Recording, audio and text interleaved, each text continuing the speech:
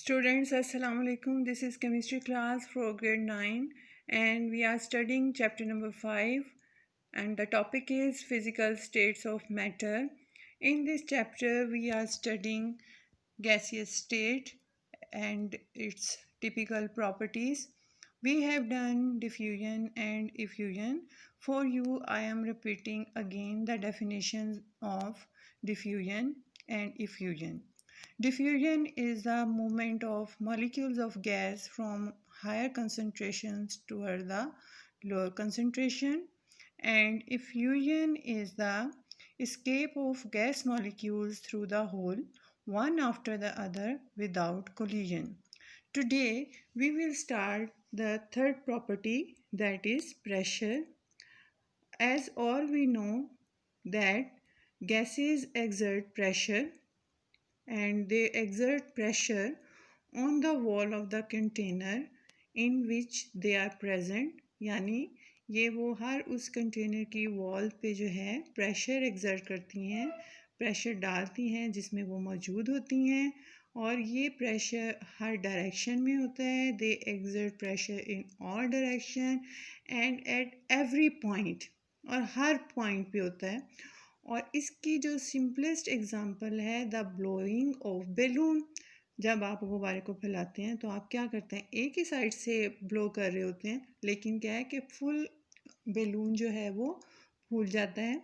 तो that is a very simple example of exerting pressure. और आप इसी तरह जब टायर में हवा जो है वो फिल करते हैं, वो भी एग्जांपल है प्रेशर की.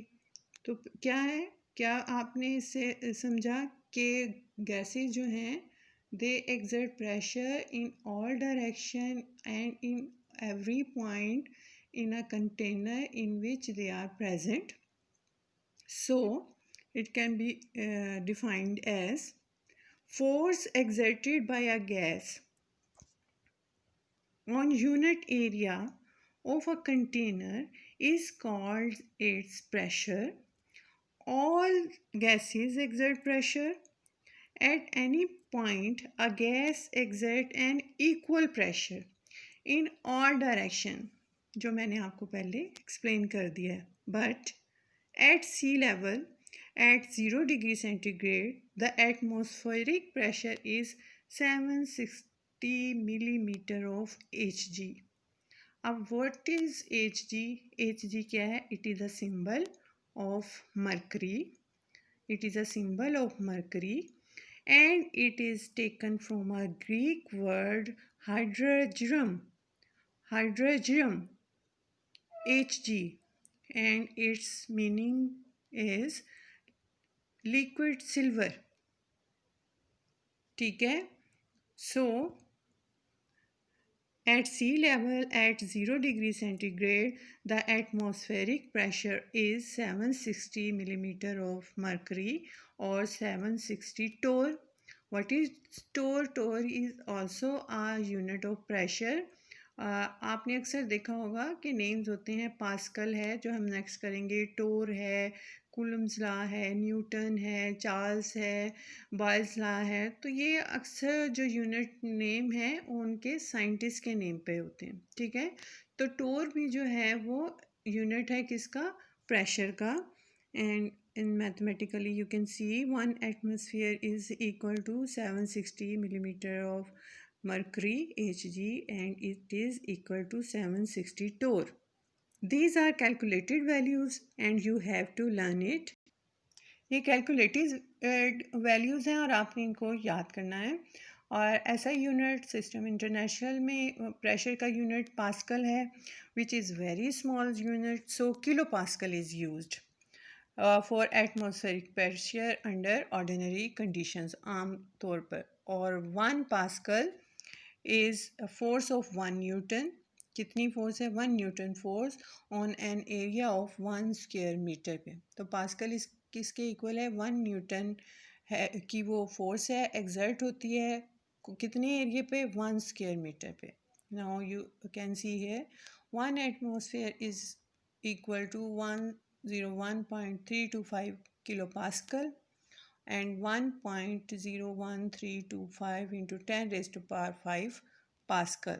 When you move the point, that number of 0 increases, that's why 10 raised to power 5. Now count the number after point 0, 1, 3 to 5. These are 1, 2, 3, 4, 5 digits. That's why 10 raised to power 5.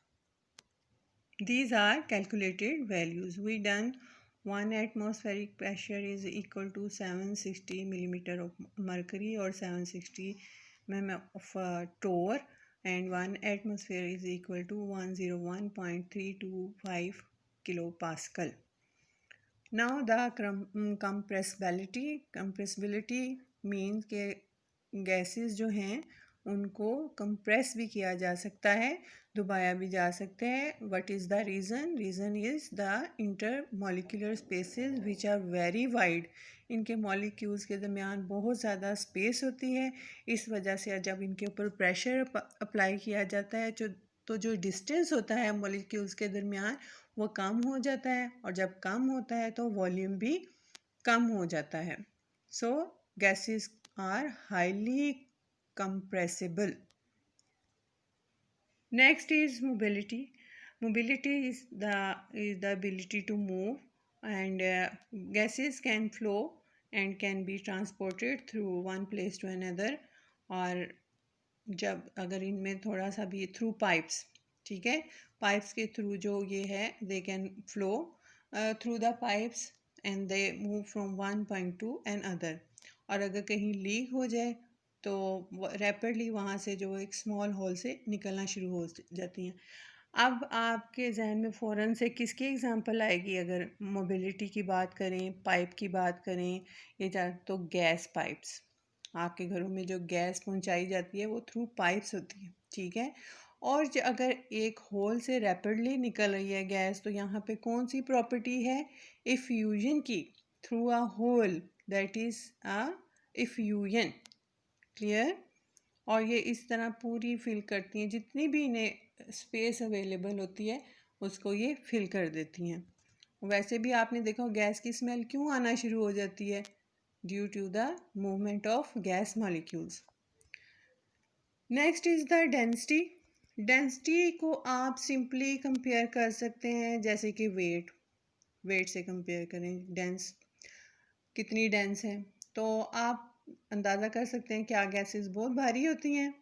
Balloon उठाने क्या बहुत मुश्किल होते हैं?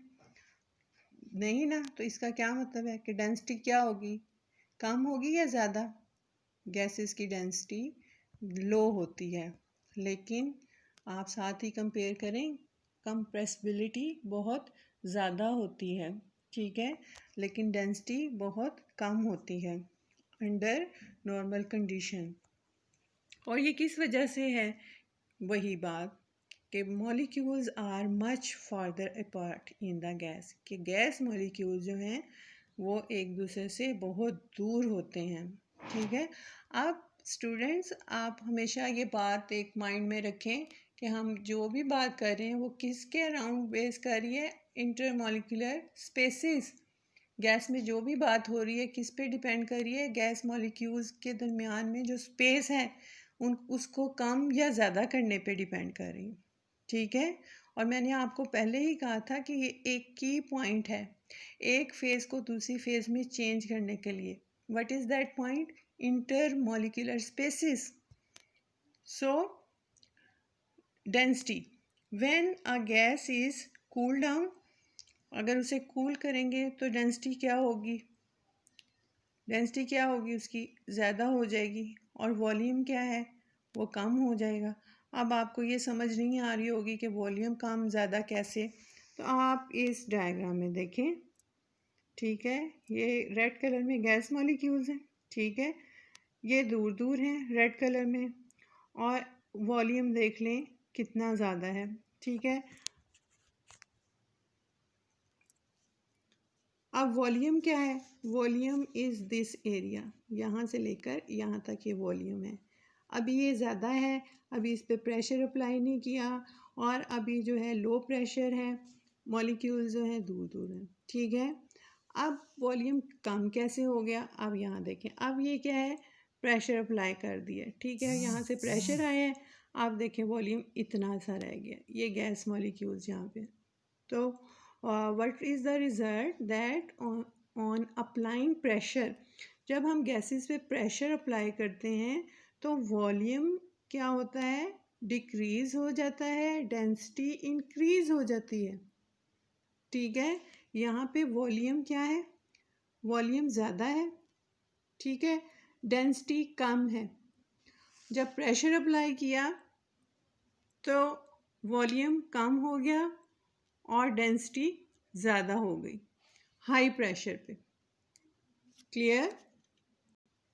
इसकी example हम oxygen gas से लेते हैं कि 20 डिग्री सेंटीग्रेड पे जो ऑक्सीजन गैस की जो डेंसिटी है वो 1.4 ग्राम पर डेसीमीटर क्यूब होती है, लेकिन जब टेम्परेचर कम किया जाता है 0 डिग्री सेंटीग्रेड, उसे कूल किया जाता है तो क्या हो जाती है, उसकी डेंसिटी 1.5 ग्राम पर डेसीमीटर क्यूब। सिंपल सी एग्ज़ाम्पल है, पानी है, ठीक है, उसको फ्रीज़ किया है तो किसका वेट ज़्यादा होगा, आप इमेजिन करें वाटर वेपर्स हैं, स्टीम, ठीक है, उसको कूल किया तो वो वाटर में कन्वर्ट हो गई और वाटर से वो किस में कन्वर्ट हो गई, आइस में। अब सबसे ज़्यादा वॉल्यूम कब था, जब वो वेपर्स के फॉर्म में था वाटर, ठीक है, जब वाटर में हुआ तो उससे कम हो गया वॉल्यूम, ठीक है, वाटर में हो गया, थोड़ा वज़न भी बन गया, लेकिन जब वाटर से वो आइस क्यूब में कन्वर्ट हुआ तो वेट और ज़्यादा हो गया, डेंसिटी और इंक्रीज़ हो गई। So this is called the density. Now we will do what will happen on the volume of a gas if we change pressure and temperature, यानी क्या इफ़ेक्ट होगा वॉल्यूम पे एक गैस के अगर हम प्रेशर चेंज करें या टेम्परेचर करें। प्रेशर का मैंने आपको बता दिया है कि प्रेशर का क्या इफ़ेक्ट होता है, कि प्रेशर इंक्रीज़ करने से वॉल्यूम डिक्रीज़ हो जाता है। It means they are inversely proportional. Inversely proportion का मतलब है कि अगर एक चीज़ बढ़ाई जाए तो दूसरी कम हो जाए। जैसे कि इसमें देखें, प्रेशर बढ़ाने से इस डायग्राम में देखें, प्रेशर बढ़ाने से वॉल्यूम कम हो गया, प्रेशर कम करने से वॉल्यूम ज़्यादा हो गया है, ठीक है। तो क्या इसका मतलब हुआ कि वॉल्यूम और प्रेशर जो हैं वो इन्वर्सली प्रोपोर्शनल है, ठीक है। वॉल्यूम को बढ़ाने से क्या होता है, सॉरी, प्रेशर कम होगा तो वॉल्यूम ज़्यादा होगा, जब हम प्रेशर अप्लाई करेंगे तो वॉल्यूम कम हो जाएगा और प्रेशर ज़्यादा करने पे वॉल्यूम जो है वो कम हो जाता है। They are inversely proportional, but with temperature it is a different case, they both are directly proportional, यानी अगर आप टेम्परेचर बढ़ाएंगे तो वॉल्यूम भी बढ़ जाएगा। इसकी बहुत ही सिंपल एग्जांपल आप ऐसे समझ सकते हैं कि अगर एक कमरे में बहुत ज़्यादा लोग हों, बहुत ज़्यादा गर्मी हो तो क्या होगा, वो चाहेंगे कि हम यहाँ से निकल जाएं, दूर दूर फैल जाएं। गर्मी बढ़ती जाएगी तो हम चाहते हैं हमें ज़्यादा स्पेस हो। आप इसी को इमेजिन करते हुए सोच लें कि जो लोग हैं वो गैस मॉलिक्यूल्स हैं और जो गर्मी है वो टेम्परेचर है। जैसे जैसे आप टेम्परेचर बढ़ाएंगे लोग दूर दूर जाना शुरू हो जाएंगे, ज़्यादा जगह होगी। तो टेम्परेचर और वॉल्यूम डायरेक्टली प्रोपोर्शनल है। वॉल्यूम को, टेम्परेचर को बढ़ाएंगे तो वॉल्यूम भी बढ़ जाएगा, टेम्परेचर को कम करेंगे तो वॉल्यूम भी कम होगा। ये आप इस डायग्राम से दे सकते हैं। फर्स्ट में देखें, you can C in this diagram T1 temperature, इस टेम्परेचर पे कंटेनर में देखें ऊपर की तरफ जा रहे हैं, ठीक है, गैस मॉलिक्यूल ये नॉर्मल है। जब टेम्परेचर T2 हुआ तो वॉल्यूम इंक्रीज़ हो गया और जब और ज़्यादा टेम्परेचर इंक्रीज़ किया तो देखें गैस मॉलिक्यूल्स कहाँ तक फैल गए, ठीक है। So what is the conclusion, that temperature is directly proportional to volume. मतलब जब अगर टेम्परेचर बढ़ाएंगे तो वॉल्यूम भी बढ़ जाएगा, इंक्रीज होगा. But sorry students, but when pressure increases, volume decreases. Both are inversely proportional. I hope you will be clear in your mind the what is the effect on the volume of a gas by change in pressure and temperature. Keep smiling. Have a good day.